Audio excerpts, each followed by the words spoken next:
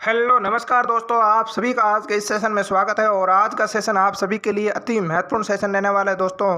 कक्षा 10th के हिंदी अनिवार्य का दोस्तों अध्याय नंबर 9 फिराक गोरखपुरी जो रुबाइयाँ और गज़ल है, इनके पाठ के सभी जो इम्पोर्टेंट प्रश्न हैं उनकी आज मैं इस सेशन में दोस्तों चर्चा करने वाला हूँ। सेशन को जहाँ तक हो सके अपने मित्रों तक शेयर कीजिए, लाइक कीजिए और चैनल पर नए हो तो चैनल को सब्सक्राइब जरूर कीजिए। मित्रों, आज का भूगोल का पेपर हुआ था, बहुत ही शानदार हुआ था। जिन विद्यार्थियों ने थोड़ा ढंग से पढ़ा है उन विद्यार्थियों ने लगभग पूरे में से पूरे नंबर प्राप्त किए हैं। बहुत शानदार पेपर रहा और जो पास तो बिल्कुल आराम से हो गए, इतना शानदार पेपर आया था, गजब का पेपर था। मित्रों, आपका भी दोस्तों पेपर गजब वाला आने वाला है, तो निश्चित रूप से आप लगातार सेल्फ स्टडी कीजिए और इस सेशन को पूरा देखिए, क्योंकि ये सेशन आप सभी के लिए अति महत्वपूर्ण है।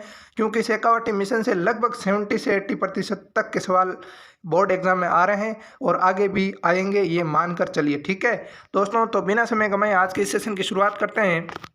पहला प्रश्न है, फिराकी रुबाइयाँ में हिंदी का एक घरेलू रूप दिखता है। फिराकी रुबाइयाँ में भाषा का यह रूप हिंदी के किस कवि की समानता रखता है?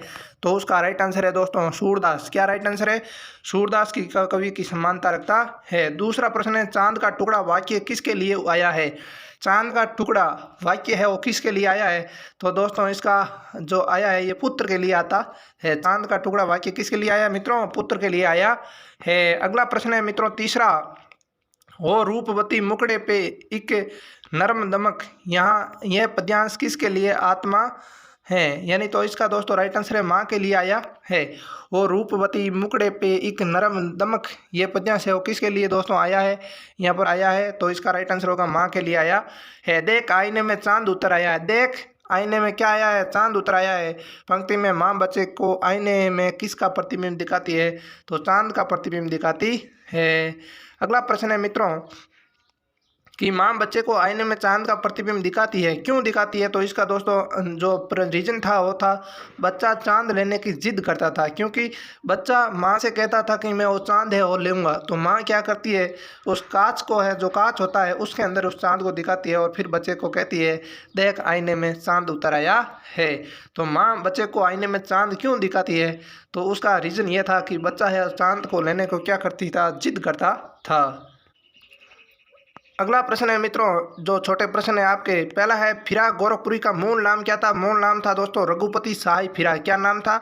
रघुपति सहाय फिराक इनका मूल नाम था। अगला दूसरा प्रश्न है, फिराक गोरखपुरी का जन्म कब और कहाँ होता है? तो इसका राइट आंसर है 28 अगस्त 1896 ईस्वी में गोरखपुर उत्तर प्रदेश के अंदर फिराक गोरखपुरी का जन्म होता है। अगला तीसरा प्रश्न है, फिराक गोरखपुरी ने उर्दू शायरों की किस परंपरा को तोड़ा है था? तो इसका राइट आंसर है, उर्दू शायरी में लोक जीवन और प्रकृति के पक्ष बहुत ही कम मिलते हैं।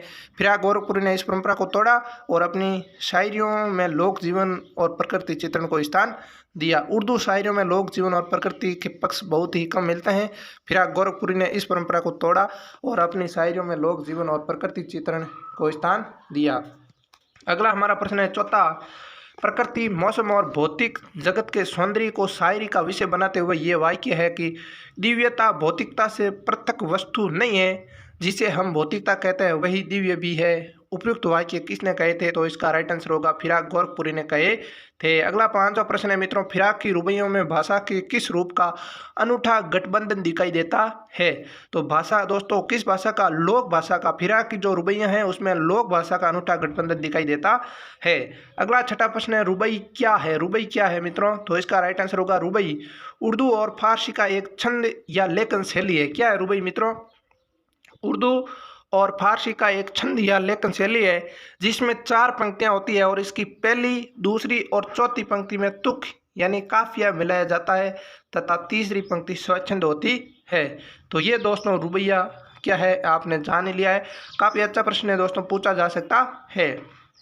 अगला प्रश्न है सातवां, मेरा पर्दा खोले है या अपना पर्दा खोले है, पंक्ति में कवि क्या कहना चाहता है? तो इस पंक्ति में दोस्तों कवि कहना चाहते हैं कि जो लोग दूसरों की बुराई करते हैं या दूसरों में कमियां निकालते हैं वह वास्तव में दूसरों का अहित न करके स्वयं के असली रूप या स्वयं के बुरे विचारों को प्रकट कर रहे होते हैं। तो कितना शानदार है, मेरा पर्दा खोले है या अपना पर्दा खोले है।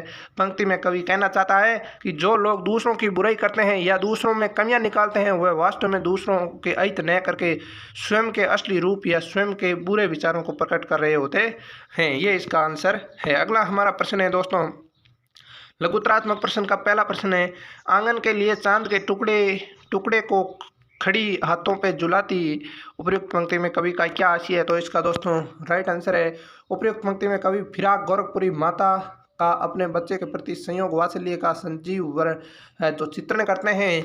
बच्चे को चांद के टुकड़े की उपमा देकर वात्सल्य को और अधिक बढ़ा दिया है। वह बच्चे को आंगन में खड़ी अपने हाथों में झुला रही है, ऐसा लगता है कि आकाश का चांद उसके आंगन पे उतर आया हो। काव्य पंक्ति में वात्सल्य रस का सुंदर चित्रण हुआ है। किस रस का मित्रों? वात्सल्य रस का सुंदर चित्रण होता है। अगला प्रश्न है, किस्मत हमको रो लेवे है, हम किस्मत को रो लेवे है। पंक्ति का जो भावार्थ है वो स्पष्ट करो। तो दोस्तों उपयुक्त काव्य पंक्ति में कवि ने अपनी किस्मत का दुर्भाग्यपूर्ण चित्रण किया है।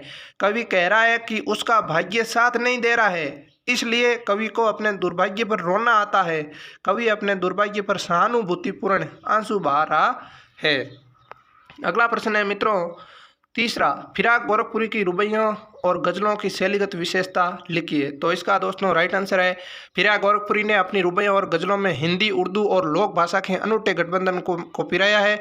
अपनी गज़लों और रुबाइयों में सामान्य ग्रामीण बोलचाल की शब्दावली का प्रयोग किया है। गोरखपुरी की भाषा में संवेदना और ठसक का मिला जुला स्वरूप दिखाई देता है। साथ ही उपमा, रूपक, उत्प्रेक्षा और मानवीकरण जैसे अलंकारों का भी प्रयोग भी अपनी गज़लों और रुबाइयों में किया है। परंपरागत भावबोध और शब्द भंडार का प्रयोग करते हुए नवीन भाषा में नवीन विषयों को जोड़ा है और हिंदी और उर्दू को मिला जुला स्वरूप फिराक की रचनाओं में मिलता है। अगला चौथा प्रश्न है, उसको उतना ही पाते हैं खुद को जितना खोले, उसको उतना ही पाते हैं खुद को जितना खोले। पंक्ति में कवि का क्या आशय है। तो इसका दोस्तों राइट आंसर है कि कवि फिराक ने उपयुक्त काव्य पंक्ति में उसको शब्द कई अर्थों में लिया है। उसको शब्द एक अर्थ में तो अपने प्रिय के प्रति बेतहास प्रेम को दर्शाता है। कवि कहता है कि स्वयं को खोकर और समर्पित करके ही हम प्रिय के प्रेम को प्राप्त कर सकते हैं। स्वयं को खोकर और समर्पित करके ही हम प्रिय को जो प्रेम होता है उसको प्राप्त कर सकते हैं। दूसरी तरफ कवि मनुष्य के आगे बढ़ने और लक्ष्य प्राप्त करने की ओर भी संकेत करता है। वह कहता है कि लक्ष्य भी उतना ही जल्दी प्राप्त होता है जितना आप लक्ष्य के प्रति त्याग और समर्पण की भावना रखते हो। मित्रों, लक्ष्य उतना जल्दी प्राप्त होगा आपको जितना आप लक्ष्य के प्रति त्याग और समर्पण की भावना रखते हो। तो ये इसका राइट आंसर है। अगला प्रश्न है मित्रों पांचवा हमारा, सब में सन्नाटे कुछ बोले। सब में सन्नाटे कुछ बोले से कवि का क्या आशय है। तो इसका राइट आंसर है, सब में सन्नाटे कुछ बोले है। यह कहकर कवि ने प्रकृति की जड़ पदार्थों को भी चेतन रूप स्वरूप बना दिया है।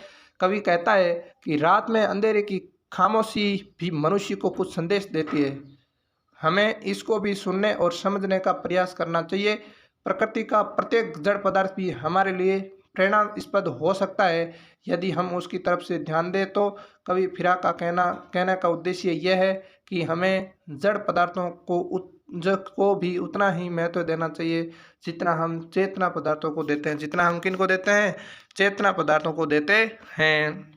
अगला हमारा मित्रों ये वाक्यात्मक प्रश्न है, रक्षाबंधन की सुबह रस की पुतली छाई है घटा गगन की हल्की हल्की, बिजली की तरफ चमक रहे हैं लच्छे, भाई के है बांधती चमकती राखी। उपयुक्त काव्य पंक्ति के सब प्रसंग व्याख्या कीजिए। तो मित्रों इसके अंदर आपको पहले संदर्भ लिखना है। संदर्भ के अंदर दोस्तों उपयुक्त पद्यांश आधार हिंदी पाठ्य पुस्तक के अध्याय 9 फिराक गोरखपुरी की रुबाइयाँ के अंतिम भाग से लिया गया है। और प्रसंग में लिखना है, उपयुक्त जो पद्यांश में सांस्कृतिक चित्रण करते हुए भाई बहन के उमंग और प्रसन्नताओं के तैयार जो रक्षाबंधन है उसका चित्रण किया गया है। फिर वह क्या है मित्रों, फिराक गोरखपुरी अपनी इस रुबाइयों में अंश में भारतीय सांस्कृतिक विरासत भाई बहन के पवित्र त्योहार रक्षाबंधन का चित्रण करते हुए रक्षाबंधन के त्योहार को प्रकृति से जोड़ते हुए कह रहे हैं कि सुबह से ही हल्की हल्की बरसात हो रही है और रस की पुतली अर्थात छोटी बहन जिसकी बातें बड़ी ही रस भरी है। बहन बिजली की चमक जैसी राखी अपने भाई को बांधती है और ऐसा लगता है जैसे बहन ने भाई की कलाई पर बिजली के संपूर्ण उजाले को बांध दिया हो। वह प्रकाश जो भाई बहन के प्यार को अनंत काल तक प्रकाशित करेगा। क्या सा सुंदर हमारा जो भारतीय संस्कृति में भाई बहन का जो शानदार तैयार आता है और रक्षाबंधन का कवि ने शानदार तरीके से क्या है चित्रण किया है। फिर आपको मित्रों इस विशेष के अंदर लिखना है, पद्यांश की भाषा सरल व सहज है। उपमा एवं मानवीकरण अलंकारों का प्रयोग हुआ है और पद्यांश में सांस्कृतिक चित्रण हुआ है। किसका दोस्तों? सांस्कृतिक चित्रण हुआ है। यह दोस्तों कोई भी वाक्य है उसके अंदर लिख करके आना था कि आपको 1 नंबर तो आधा नंबर तो मिले ही मिले। पद्यांश की भाषा सरल एवं सहज है। पद्यांश में सांस्कृतिक चित्रण हुआ है और उपमा और मानवीकरण अलंकार हुआ है। तो मित्रों ये आज का सेशन आपको कैसा लगा? आगे हम दूसरे भाग में जल्दी ही प्रवेश कर जाएंगे दोस्तों। ये इस पहले भाग का अंतिम सेशन था। अब हम दूसरे भाग को क्रमबद्ध तरीके से एक एक पार्ट को क्लियर करते जाएंगे। आपको परीक्षा में निश्चित रूप से जीत मिलेगी, ये हमारा मानना है। लगातार आप सेल्फ स्टडी पर लगातार लगे रहे दोस्तों। हारा वही है जो लड़ा नहीं है। अंतिम समय तक आप लड़ते रहोगे, निश्चित रूप से आप एक दिन जीतोगे, ये मेरा कहना है। आपके टुडे करंट इन्फॉर्मेशन सारा परिवार है वो बहुत धीरे धीरे आगे बढ़ रहा है। आपका ही सब कुछ प्यार मिल रहा है हमें। इसके लिए आप सभी को मेरा दिल से एवं हृदय की अंतःगहराई से धन्यवाद। मित्रों आप इस चैनल को अपने मित्रों तक शेयर जरूर कीजिए और चैनल को सब्सक्राइब जरूर कीजिए। इसी के साथ अगर आपने अभी तक टेलीग्राम जो चैनल है उसको ज्वाइन नहीं किया है तो ज्वाइन जरूर कीजिए। मित्रों मैं आपको ये भरोसा दिलाता हूँ, आपको 12th के बाद जो आपका करियर कैसे होगा, किस पर डिपेंड करेगा, BSTC PTT जो भी है उसकी सारी ऑथेंटिक जो आपकी इन्फॉर्मेशन है मैं इस चैनल पर दूंगा। विद्यार्थियों निश्चित रूप से आपको हर एक जो कन्फ्यूजन दिमाग के अंदर सवाल चल रहा है उनका सॉल्यूशन दूंगा। कोई भी अभी भी आपके दिमाग में सवाल चल रहा है तो कमेंट बॉक्स में कमेंट जरूर कीजिए, तो उसका सॉल्यूशन जल्दी निकल जाएगा। तो आज के लिए इतना ही, मिलते हैं नेक्स्ट सेशन के साथ। तब तक के लिए धन्यवाद। जय हिंद, जय भारत।